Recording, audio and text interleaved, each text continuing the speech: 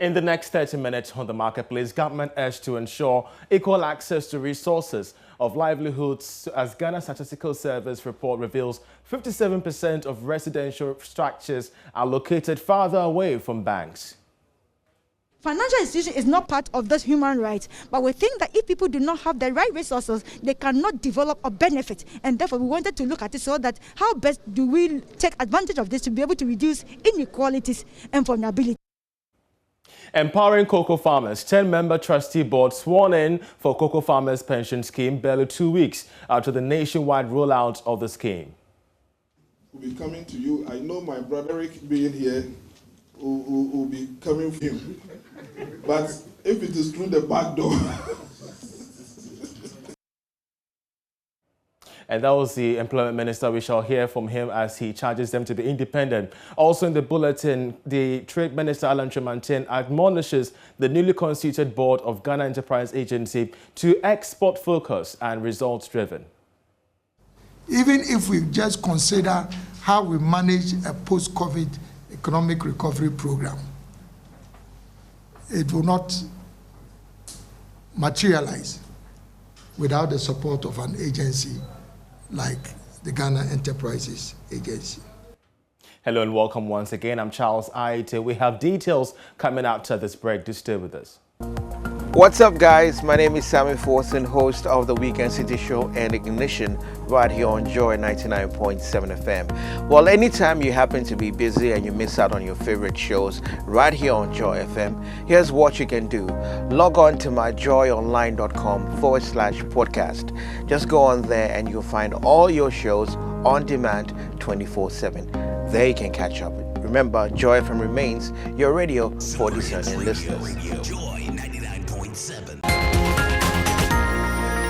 Now to our first story. The Ghana Statistical Service wants the inequality gap within the financial sector to be bridged. According to the Deputy Government Statistician, Dr. Faustina Frimpong Engwa, financial service provisions should be closer to every part of the country to enable people access resources to improve their livelihood. She made these assertions at the presentation of the 2021 Population and Housing Residential Proximity to Essential Service Report. The Statistical Service, in its 2021 Population and Housing Census on the residential proximity to essential service facilities, indicates that 57% of residential structures are located more than 5 kilometers from a bank. The service adds that there are substantial disparities in the availability of essential services between urban and rural areas. Here is the Deputy Government Statistician, Dr. Faustina Frimpong Engwa, who says the data is to help bridge the gap between inequalities and vulnerabilities in the financial sector. GN banks have been closed and other things. But if the structure, the name is still there, right? Even though it's not functioning, still there will be that the person will say it's functioning. The next step that we're going to do is that we ask whether these things are functioning. So that's the next step, that we engage our data to be able to know that these things that we took, the Joy reference code and their numbers, are they all functioning now, or some are not functioning. Again, for us, we do not tell government do A or B, but we put information down for the policymakers to know the right thing to do. At least it's backed by data to be able to have evidence base in order to put the scarce resources that we have into, fruitful use or prudential use. Now, one of the things that we are coming up with, that we will realize that from the UN Declaration Intervention, health is important, education is important, and then security. Financial institution is not part of those human rights, but we think that if people do not have the right resources, they cannot develop or benefit. And therefore, we wanted to look at it so that how best do we take advantage of this to be able to reduce inequalities and vulnerability. Savannah region has the largest percentage of residential structures living farthest from education. Health services ranking all 6 facilities providing these essential services analyzed, while the Greater Accra region has the lowest percentage of residential structures living farthest from education and health services, ranking first for 5 out of 6 facilities providing essential services analyzed. James Eshan's report for Joy Business. Well, let's bring in financial analyst and lecturer at the Finance Department of the University of Ghana Business School, Dr. Benjamin Amoah. We're grateful, Dr. you could join us. Over 57% of residential structures located more than 5 kilometers away from banks. What do you think could be informing the decision by some of these financial institutions to position that way? Thank you very much. The reason for the decisions of these banks to either locate close or far away from residential structures are a lot. But then again, we may just want to focus on the financial reason for the location of bank branches across residential and commercial areas. So for now, you just need to look at 400 million minimum capital, and having acquired a license, how best do you maximize your return from the 400 million? If certain areas will not give you the needed return, as a bank owner, you may not want to position yourself in some areas that may not give you advantage when it comes to revenue and bottom line. So for now, without having much into the data, I would say that it is just about how much you have to put aside as minimum capital and how best you can maximize your return from the minimum capital, which will influence your decision to locate your branches across the country. Interesting. But of course, yet again, others could argue this particular submission because we have seen the performance of rural banks and the fact that most of them have even outperformed most of these traditional banks when it comes to the rankings over the past financial year. So moving forward, how best can, most of these banks reorient themselves on the various capital that sits across the rural zones? Again, you see, the banks will not locate a branch because they have a social obligation to. No, the rural banks have been set up to be close to certain areas, and that is what their license prescribes them to do. The banks are full-fledged financial house centers, and their license does not prescribe to them where they ought to go to locate their branches. So it is more of what they can get out of each branch that they locate. Besides, we have other financial institutions that per their licensing regimes are required to be located at certain areas. The rural bank one, you can talk about the credit union, also have certain provisions or clauses in their license that takes them to certain areas, but not for the bank. As for the bank, they will decide where and when they want to move. But of course, we're hearing from the Ghana Statistical Service. The deputy statistician raised concern about this issue, calling for some decentralization of a sort for these banks to, have their locations there. Does it also beg the suggestion for a review into the licensing regime? Yeah, we may want to look at the licensing regime, but I think we have the deposit institutions, the deposit-taking institutions that per their license have what we call rural banks. So the question we need to ask ourselves is, what are the rural banks doing? Why do we want to force the universal banks to necessarily go and establish branches at the rural areas? Why don't we rather encourage the rural banks to be full-fledged financial houses in the rural areas? That is what we need to be looking at, because our banking regime or the deposit-taking regime license has segmented the whole market and assigned certain licenses for certain types of businesses and certain locations that the business can operate. So we need to look at what the rural banks are doing. And if they're not doing so much, let's look at what we can do to help the rural banks to do much more than forcing the universal banks to go. Because trust me, they will not go. They will not go at all. So we need to rather push the rural banks to do it. Again, we want to look at the state-owned banks. The state-owned banks can be directed to consider some of these areas. But for a typically privately owned bank, it will be difficult to push them to some of these areas. Well, so it also begs the question once again about financial inclusion. Is there a way by which we could also shift the focus from the rural banks as well as the traditional banks? Yes, their inputs are so much needed to much more financial technology along the rural zones. Is there a way by which we could examine or explore this particular niche market as well in deepening financial inclusion? Yeah, but there is more that we can do. And the rural banks themselves have started deploying some technology-enabled solutions to meet some of the needs of the rural folks. So we need to look at how best we can support the rural banks to use technology to deploy some new services to meet the needs of the rural folks. So there is that opportunity that exists. And we need to help the rural banks to roll out some of these products using technology as the base for this service provision.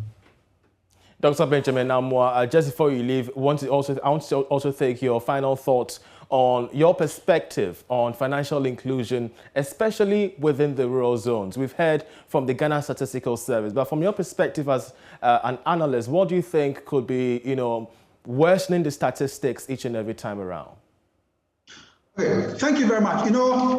Financial inclusion is about access, one, and then two, usage. So we need to look at access means how close is the institution from the potential market. And then two, how are the consumers of these services using their product? So it's not just about getting close. It's about usage. So we now need to analyze the usage in terms of credit, in terms of savings, in terms of remittance, in terms of insurance, and in terms of payment system. If we are able to look at this, then we can see clearly whether it is more of access in addition to usage, or sometimes it can be access, but you don't have any usage. And if you don't have the usage, then improving well-being becomes a challenge. So let's look at usage of the financial institutions too. Great. Dr. Benjamin Namwa, we're so grateful once again for your input on this. He's a financial analyst and finance lecturer at the University of Ghana Business School. Well, the Ghana Cocoa Board, together with the National Pensions Regulatory Authority, has inaugurated the Board of Trustees of the Cocoa Farmers Pension Scheme. Swearing in the board, the Employment Minister Ignatius Bafo charged members to be independent and also put the interests of cocoa farmers first. It is good Cocoa Board is the one that is giving birth to this particular scheme, but after its birth, Cocoa Board's responsibility ends. Everything will be decided by the Board of Trustees. I wouldn't want to see Cocoa Board using the long hand trying to twist things there. You should be independent. That is not to say that you don't also go to the old man to seek advice.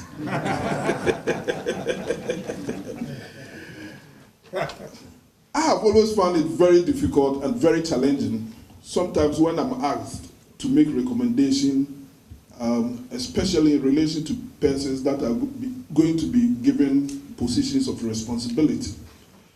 Because I may know you, I may trust you for now, but I cannot trust you forever. Because under certain circumstances, your behavior may change. So sometimes when I'm asked to make recommendation, I find it difficult doing it. I'm saying so because you may have been recommended by your respective bodies to come and serve on this board. But please, let the trust they had in you before the recommendation was done stay. Don't go and change after you have assumed your office. I'm saying so because even though I've said that you are supposed to be independent, I don't want a situation where tomorrow we get up and there's a big tug of war between you and the sponsor of the scheme. If anything at all, you should be able to sit down and talk and get the best. I see a very good mix. The second row is made up of men in suits. I will stay a little longer on this matter because the Deputy Chief Executive of Cocoa Board, Emmanuel Ankra, disclosed that Cocoa Board will commit 1% of its revenue to the Cocoa Pensions Fund. The thing is, yes, we have made a commitment to pay 1% of every cocoa sold by registered farmers into the scheme. And I'm waiting for the applause.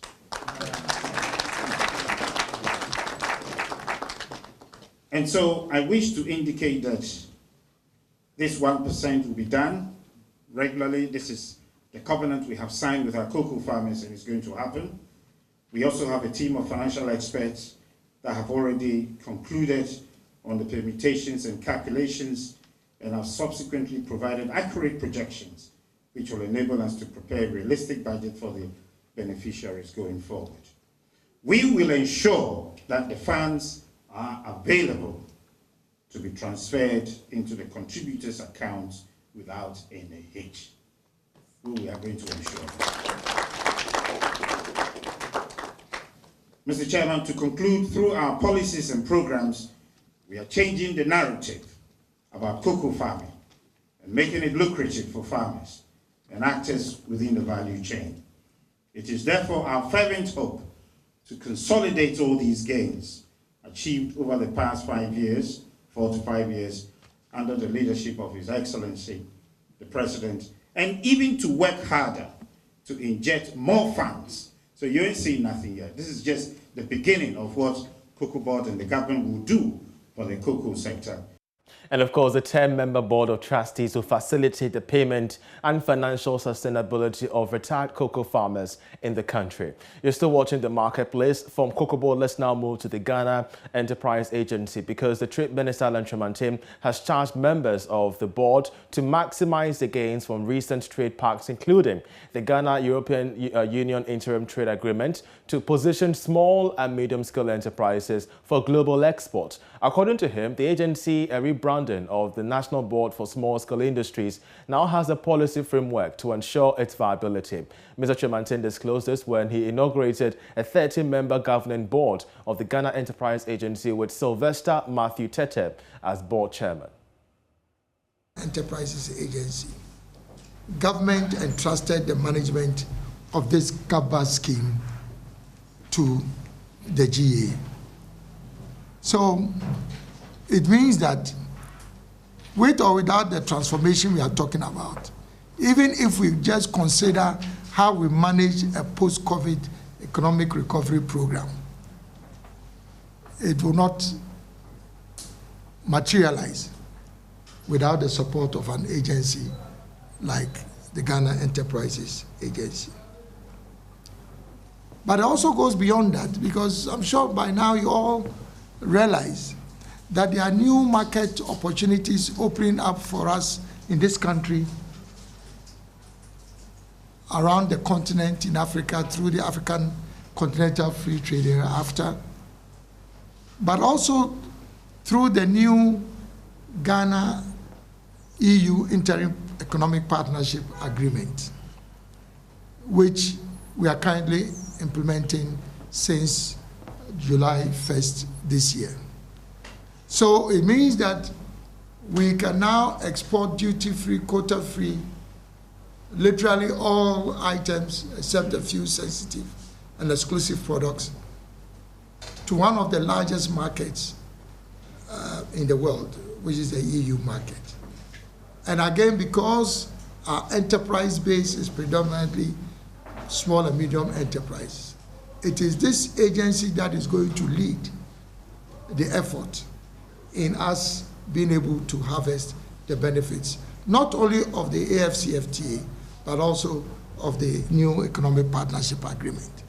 And again, I'm sure you've also heard about the new Ghana-UK Trade Partnership Agreement.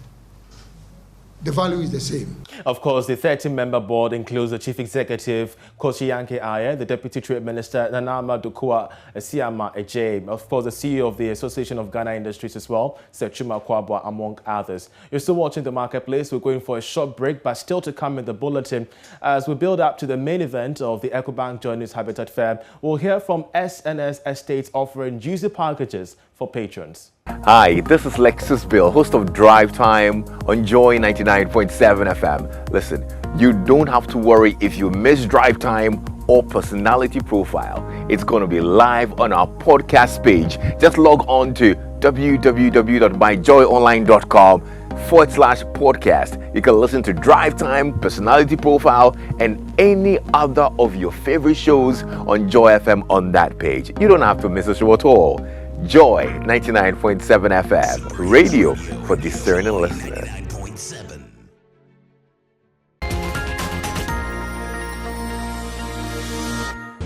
You're welcome back. Now, the first 20 people to patronize SNS Estates at the upcoming Habitat Fair will benefit from a 5% discount on their buildings. According to the Chief Executive, Simon Tete, though houses at the City of Favour are affordable and have flexible payment plans, his outfit is willing to give a special offer to the new customers they'll meet at the fair. The 12th edition of EcoBank JoyNews Habitat Fair takes off on October 27th this year. Habitat Fair provides a platform for prospective homeowners to interact with key stakeholders in the construction and artisanal industry. First-time participants, SNS Estates promises to offer 5% discount to customers who sign up during the fair. Our two-bedroom houses, we're selling it at $65,000 US. We're doing three-bedroom, $100,000 US, and then the four-bedroom, $130,000 US. Aside all these things that we're putting in place, we said we're giving you some 5% token to rush in here. But the first 20 people, we're doing that 5%. After that, it will be very difficult to do so. Chief Executive of SNS Estates, Simon Tete, adds there is a flexible payment plan for all.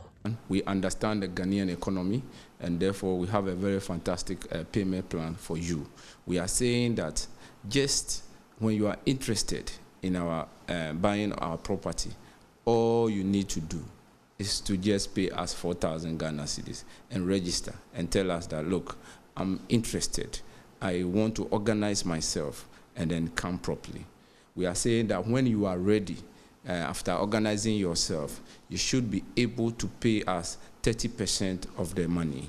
When you pay 30%, we said, go and relax, be doing your work, take you 18 months to complete payment. Mr. Tete took Joy Business through the features of buildings constructed by his firm.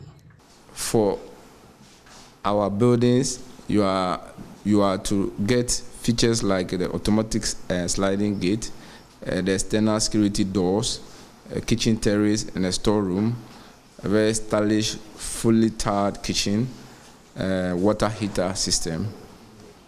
We have the AC point, and the AC point we provide, as you can see.